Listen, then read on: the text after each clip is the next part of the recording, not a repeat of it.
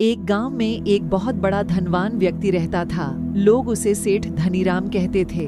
उस सेठ के पास प्रचुर मात्रा में धन संपत्ति थी, जिसके कारण उसके सगे संबंधी, रिश्तेदार, भाई बहन हमेशा उसे घेरे रहते थे। वे उन्हीं के राग अलापते रहते थे। सेठ भी उन सभी लोगों की काफी मदद करता था। तभी अचानक कुछ समय बाद सेठ को भयंकर रोग लग गया। इस भयंकर बीमारी का सेठ ने बहुत उपचार करवाया, लेकिन इसका इलाज नहीं हो सका।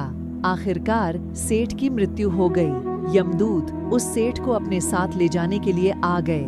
जैसे ही यमदूत सेठ को ले जाने लगे, तभी सेठ थोड़ी दूर जाकर यमदूतों से प्रार्थना करने लगे कि मुझे थोड़ा सा समय दे दो, मैं लौटकर तुरंत आता हूँ। दूतों ने उसे अनुमति दे दी। सेठ लौटकर आया, चारों ओर नजरें घुमाईं और वापस यमदूतों के पास आकर बोला, शीघ्र चलिए।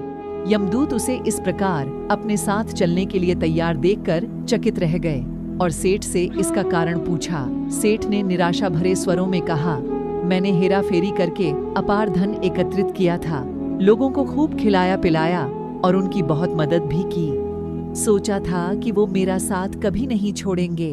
अब जब मैं इस दुनिया को सदा के लिए छोड़कर जा रहा हूँ, तो वे सब बदल गए हैं। मेरे लिए दुखी होने के बजाय ये अभी से मेरी संपत्ति को बांटने की योजना बनाने लगे हैं। किसी को मेरे लिए जरा सा भी अफसोस नहीं है। सेठ की बात सुनकर यमदूत बोले, इस संसार में प्राणी अकेला ही आता है और अकेला ही जाता है।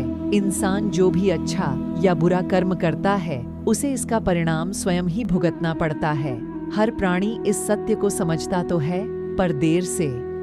हम इस बात को अपने जीवन में भी देख रहे हैं।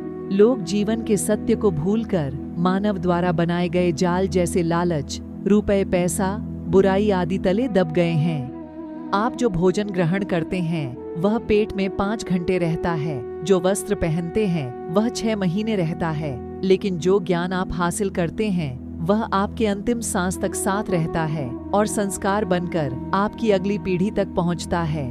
ज्ञान का बीज कभी व्यर्थ नहीं जाता। जो है जितना है सफल करते चलो, सफल करने से ही सफलता मिलती है। हर व्यक्ति को सकारात्मक तरीके से देखो, सुनो और समझो। हम जितना ज्यादा पढ़ते हैं, सुनते हैं, समझते हैं, हमें अपनी कमियों का उतना ही ज्यादा एहसास होता है और इसी कमी को दूर करके हम सफलता की मंजिल की ओर अपने कदम बढ़ाते चले जाते हैं। क्या लेकर आया था, जो क्या लेकर जाएगा, कर कुछ ऐसा जाओ कि लोग तुम्हें याद